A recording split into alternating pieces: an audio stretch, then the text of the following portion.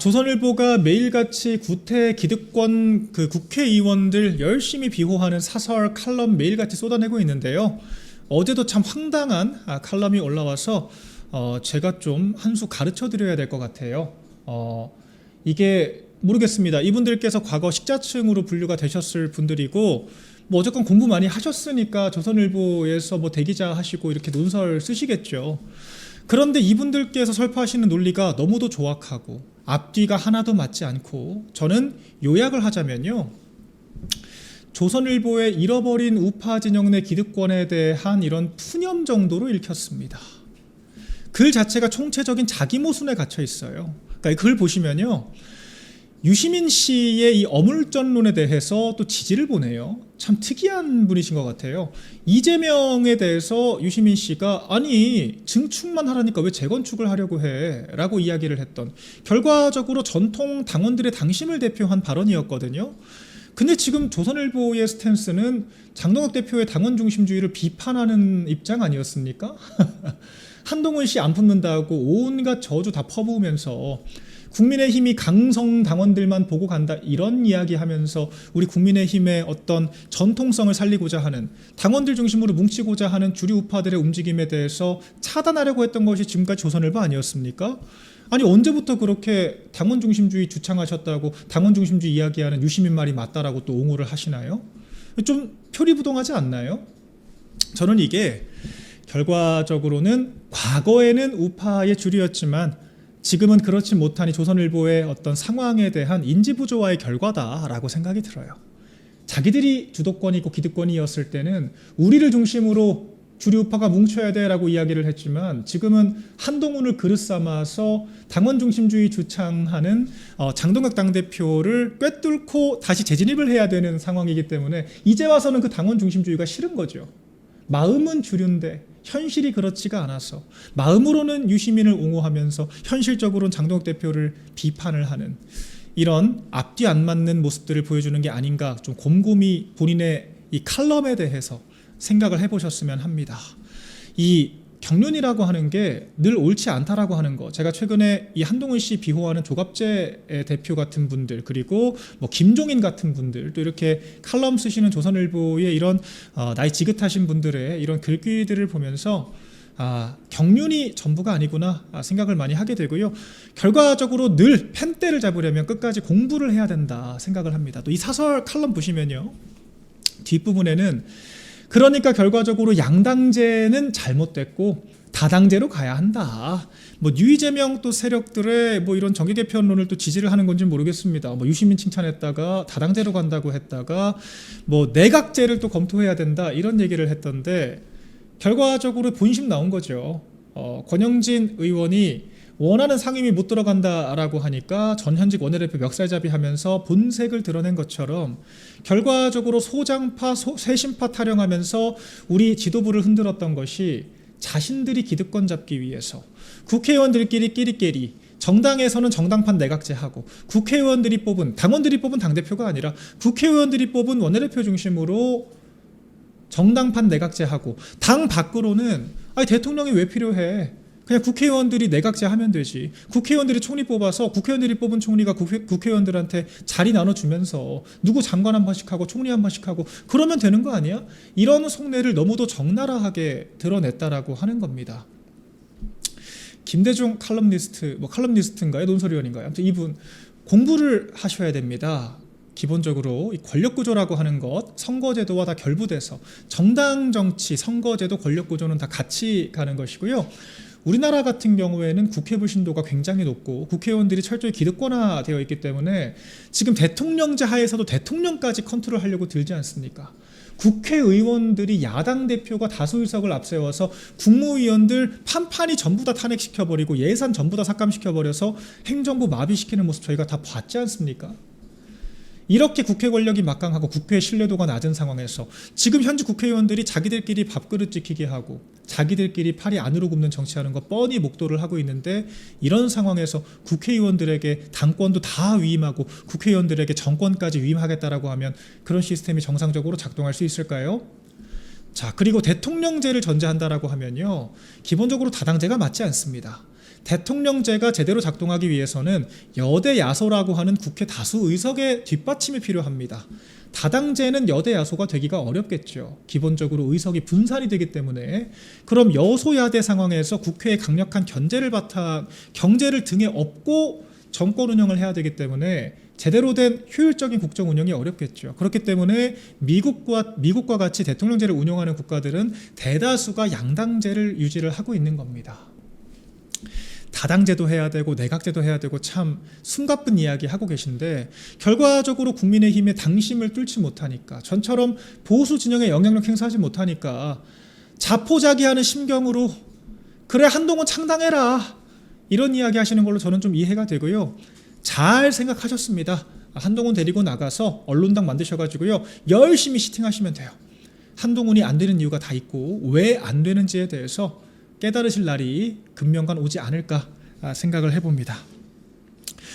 한동훈 씨는 이 와중에 한동훈 씨 근황도 한번 짚어볼게요. 참 오늘도 볼썽사나운 정치하고 있는 한동훈 씨인데요. 일단 또 조선일보에서 단독 기사 냈습니다. 김영원이라고 우리 이혜인 기자와 이 양대 산맥으로 한동훈 씨 열심히 베이비시팅하는 우리 야당 출입 조선일보 기자가 계시거든요. 국민의힘 출입한다고 되어 있는데 엉뚱하게 무소속 단독 기사만 내는 분들이 계세요.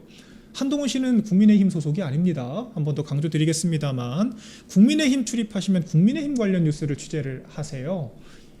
근데 이렇게 말씀드리는데 우리 김영원 기자님, 한동훈 씨가 요새 뭐 장해찬 최고 표현으로는 이 부평역 길거리 BJ들처럼 아무나 붙잡고 토론해달라고 구걸하고 다니고 있는 이런 형국인데, 하다 토론 성사가 안 되니까 이제 민주당 의원들 전원에게 뭐 친전까지 보냈다라고 합니다.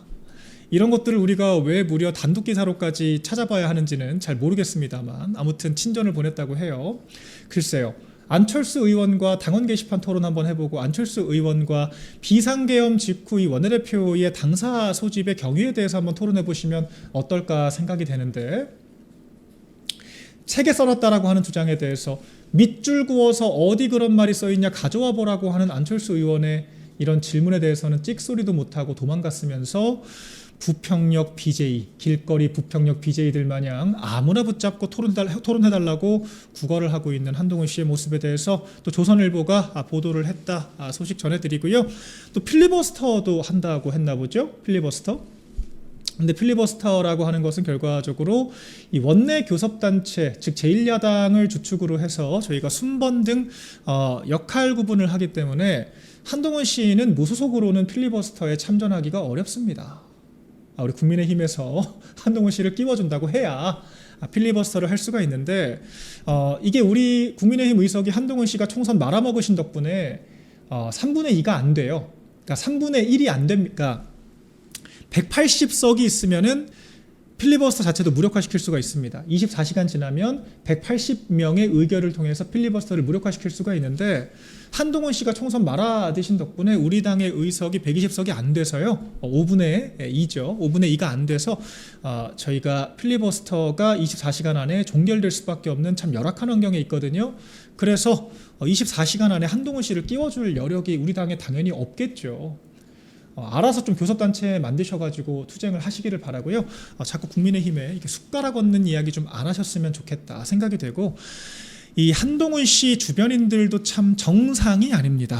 네, 오늘 이게 정말 뭐라 그럴까요? 잘 좋아하는 이 약간 연예인들, 남자 연예인들 쫓아다니면서 이 BL 팬픽 쓰는 약간 여고생 감성이라고 해야 될까요? 제 비유가 좀 적절한지 모르겠습니다만 한동훈 씨 팬덤을 보면 도저히 정상적인 팬덤이라는 생각이 들지 않아요. 이 팬덤만 그런 것이 아니라 이 주변에 있는 정치인들도요, 도저히 우리가 찾아볼 수 없는 이 정치 문법을 가지고 정치를 합니다. 우리 당에서 무슨 민주당처럼 특정인을 신격화하고 성역화를 하면서 막 서사 만들어주고 노무현 서사 가지고 얘기하고 김대중 서사 가지고 얘기하고, 여러분 우리 당은 그렇게 정치하는 정당이 아닙니다. 여러분들 아시다시피 저희가 이승만 대통령 존경하는 이유는 이승만 대통령이 여러 여론의 반대에도 불구하고 자유민주주의 건국이라고 하는 우리 당의 뿌리를 내렸기 때문에 우리가 이승만 대통령 좋아하는 거고요. 박정희 대통령께서 우리 당을 주축으로 해서 우리 한강의 기적 산업화를 일구셨기 때문에 우리가 박정희 대통령 존경하고 좋아하는 거예요. 우린 그분들의 공적과 치적을 바탕으로 그분들을 평가를 하거든요. 근데 여러분 좌파들은 어떻습니까? 좌파들은 뭘 했는지를 보는 것이 아니라 서사를 가지고 이야기를 해요. 오마이뉴스 같은 이런 기사들 보면요, 차기 대권 주자 평가를 하면서 저는 깜짝 놀랐습니다.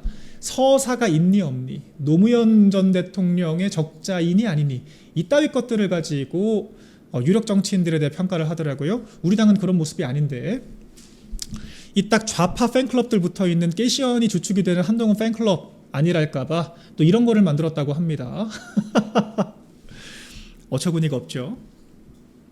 한동훈 씨가 부산 북갑에서 처절한 해당행위하고 봉춤추면서 당선된 게 너무도 자랑스럽고 영광스러웠나 봐요.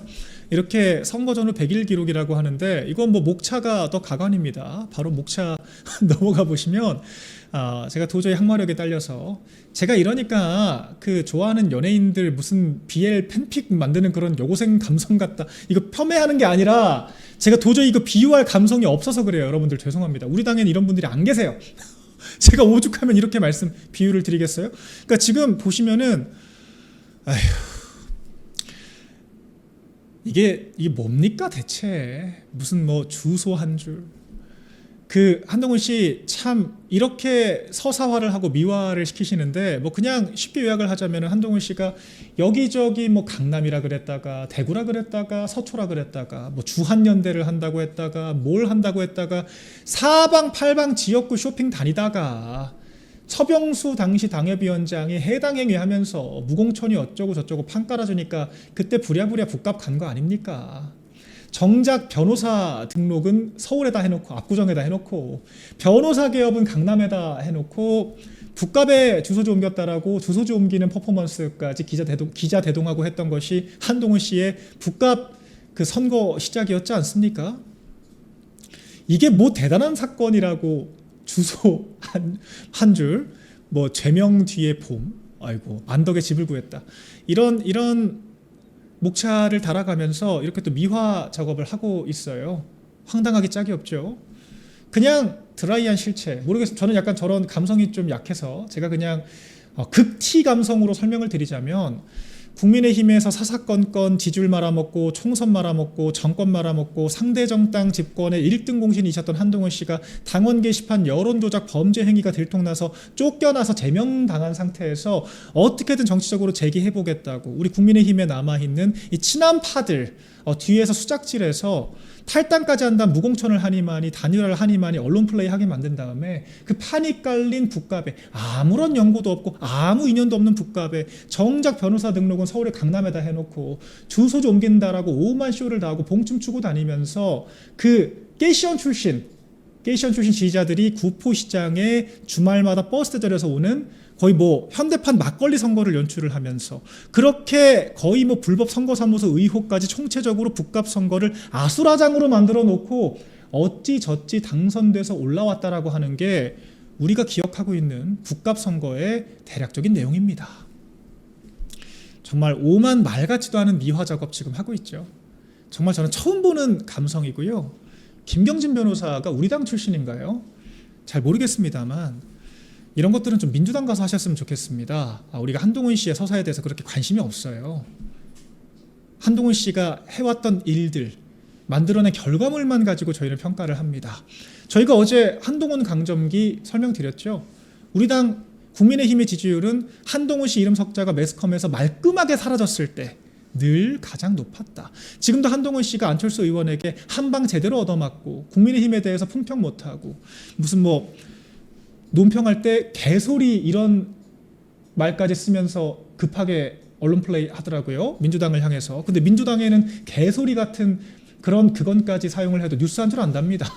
한동훈 씨가 대우투쟁하는 거는 별로 뉴스거리가 안 돼요. 한동훈 씨가 국민의힘에 대해서 관심 끄고 논평 안 하기 시작하니까 국민의힘 지지율 귀신같이 오르지 않습니까? 이 여론조사 자체가 이 스트레이트 뉴스, 조원 CNI 지난 대선 지선 결과 가장 정확하게 맞췄던 여론조사이고요. 한동훈 씨 강점기 때 거의 뭐 전당대회 직후부터 10%포인트 가까이 쭉쭉 떨어지기만 했던 지지율이 한동훈 씨 나가자마자 거의 민주당을 오차범위 밖으로 2주 만에 역전을 했다라고 하는, 이렇게 드라마틱할 수가 없죠. 한동훈 씨. 그러니까 저런 좌파식의 정치가 국민의힘에서 통용되지도 않을 뿐더러 도움도 되지 않는다라고 하는 거 제가 거듭 여러분들께 설명을 드리고 있고요. 이런 책 만들 시간 있으면 한동훈 씨가 국민의힘을 말아먹었던 1년 이런 히스토리 가지고 차라리 흑서를 하나 만드는 게 우리 보수 재건에 도움되지 않을까 생각을 해봅니다. 네, 한동훈 씨 그런 부평역 길거리 BJ로 전직한 한동훈 씨 이 토론 구걸하는 이런 모습까지 저희가 한번 조명을 해드렸고요.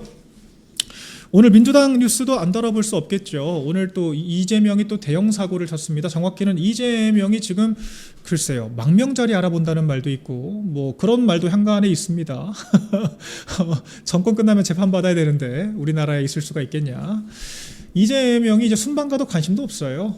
북미, 남미부터 독일까지 거의 지구 일대 한 바퀴를 다 돌고 돌아온다라고 하는데 이재명 이런 한가롭게 이 해외 순방을 가장한 외유성 출장을 논의는 동안에 민주당에서는 이재명, 그러니까 민주당 출신의 조정식 국회의장이 이재명 현직 대통령, 이재명이죠. 현직 대통령 연임도 국민의 뜻에 따라야 한다라고 하는 반헌법적인 막말, 망언을 내뱉어서 논란이 되고 있습니다.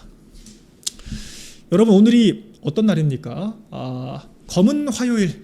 오늘 코스피가 장중 5,000대까지 하락하는 정말 대폭락장을 겪었죠.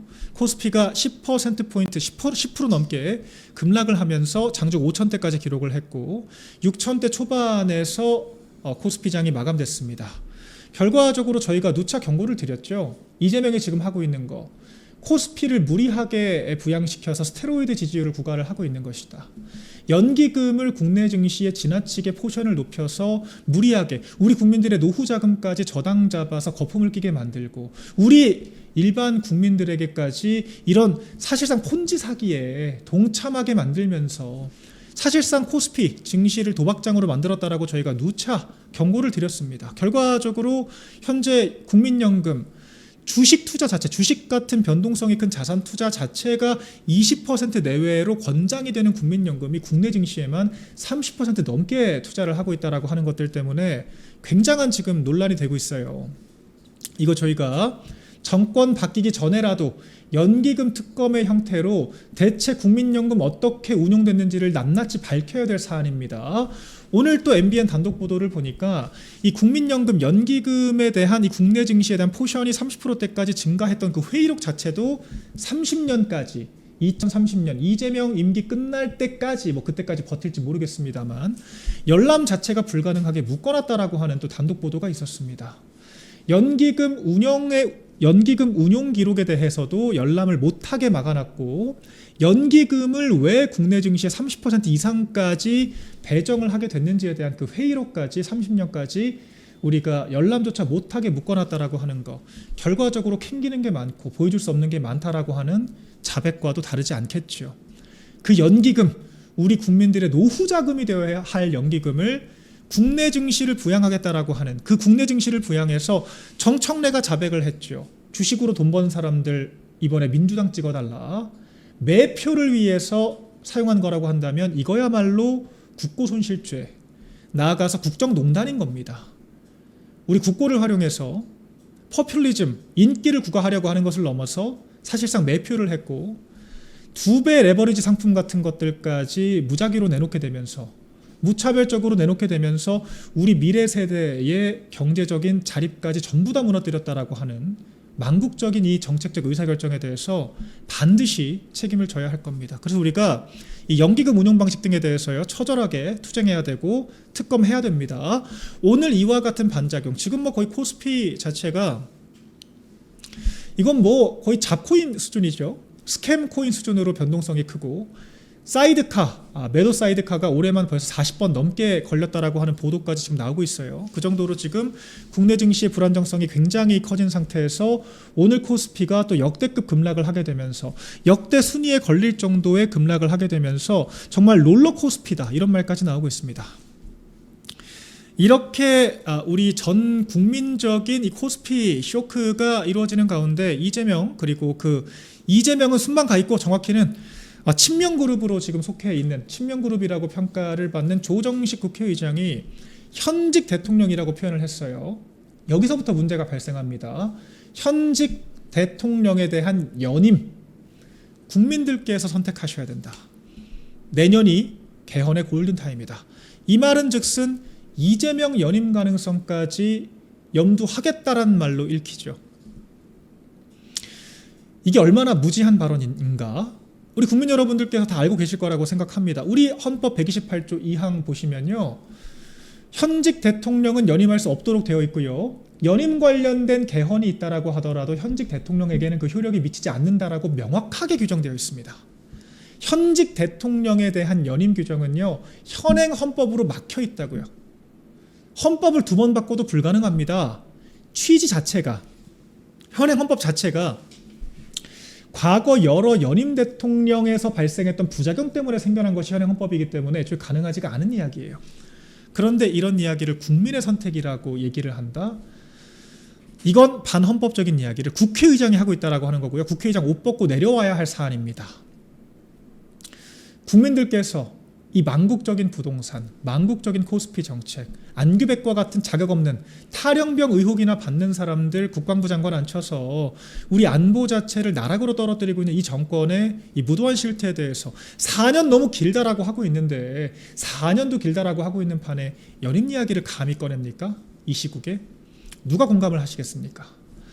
오늘 이 사태가 일파만파 정치권에 지금 퍼져나가고 있고요. 도저히 이거는 헌법상으로도 상식적으로도 이건 현재 국민들의 정서상으로도 도저히 맞지 않는 이야기들을 했기 때문에 그 기저에 있는 우리가 의도를 한번 읽어봐야겠죠. 결과적으로 이재명 임기가 5년 보장된다라고 하더라도 이번 민주당의 전당대회, 즉 김민석이 만약에 떨어진다라고 하면 정청래가 공천하게 될 국회의원들의 임기가 이재명보다 길어지게 됩니다. 그래서 이재명보다 임기가 길어진 국회의원들이 통솔되지 않고 이재명의 권력이 유지가 되지 않을 수도 있는 상황을 염두해서 현직 대통령도 연임할 수 있으니까 임기 기다리지 말고 이재명에 복종해라, 이런 메시지를 던지기 위해서 굳이 오늘 같은 날 이런 이야기를 한 것이 아닌가. 객관적이고 공정해야 될, 당적조차 없는 국회의장이 민주당 전당대회를 넘어서 이재명에 대한 수혜를 주기 위해서 이런 무리한 발언들을 한 게 아닌가라고 하는 의심을 할 수밖에 없는 상황이죠. 도저히 가능하지 않은 이야기를 했던 것이고요. 이에 대해서 저희가 강력하게 규탄을 해야 됩니다. 장동혁 대표께서 이미 당대표 취임 직후부터 이재명과 오찬 자리에서 직격을 했었죠. 개헌할 거면 연임하지 않겠다라고 하는 말을 약속을 해라. 그때 이재명이 뭐라고 했습니까? 현행 헌법상 가능하지 않다라고 했어요. 안 하겠다라고 하는 말은 안 하고 현행 헌법상 가능하지 않다라고 사실상 회피를 했습니다. 근데 결과적으로 친명그룹으로 분류가 되었던 민주당 출신 국회의장은 완전히 다른 말을 하고 있습니다.